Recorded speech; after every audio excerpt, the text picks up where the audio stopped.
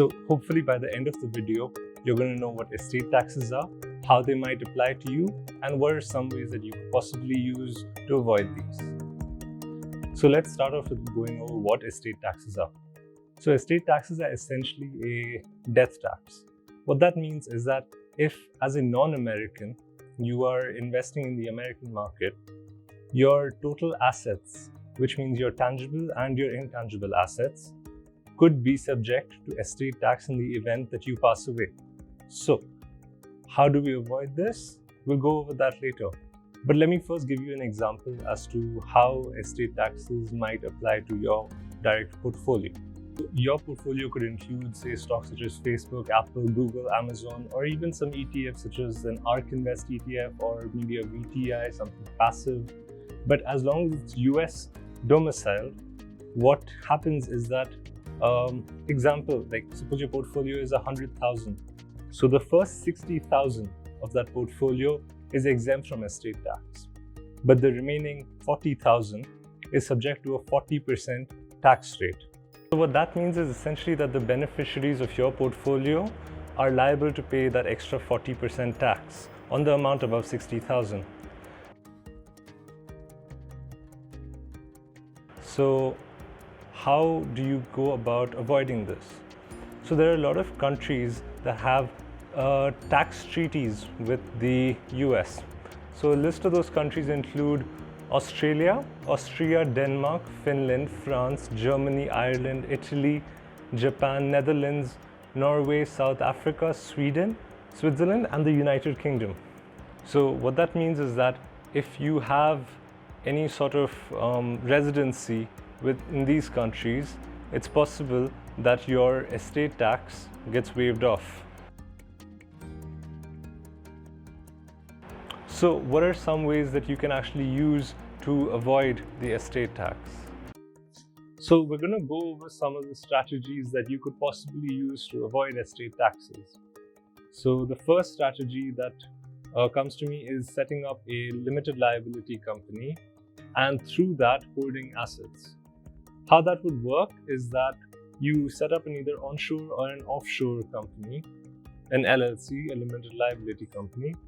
And maybe if you're, say, going to buy equity investments, you could use the name, you could use the company itself to register with a brokerage who would then hold the equity investments.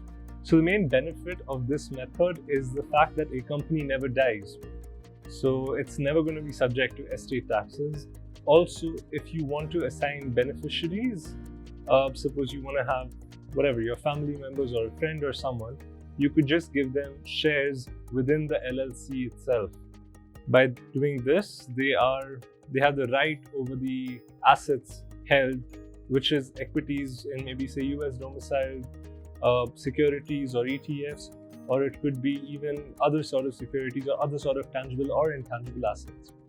So you can easily, assign beneficiaries of the assets through a limited liability company setup.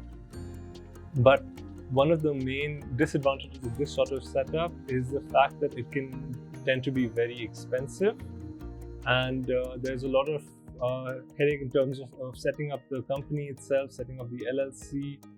I mean, there could be a lot of requirements, and even getting a bank account for this sort of a setup can also be difficult in terms of many of these companies can be set up as offshore companies, say a BVI company.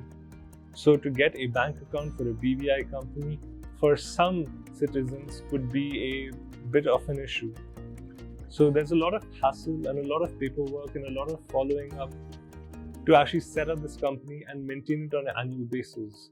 Also, your portfolio, your investments need to justify having a separate company and paying that annual cost. So unless your portfolio is substantial in a way, this sort of setup can tend to get very expensive very quickly and eat into future returns. Although it's one of the most expensive methods, it kind of safeguards you completely. And it's one of the best methods that a lot of people do use currently. So the second strategy that you could possibly use to avoid estate taxes is through using ETFs that are tax friendly, and also these ETFs can hold US assets such as your Amazon, Facebook, so on and so forth, but the domicile will be in a country which has a tax treaty that is favorable to the investor, to the non-American investor specifically. So say for example, you could have an Ireland domicile and the ETF is listed on the London Stock Exchange.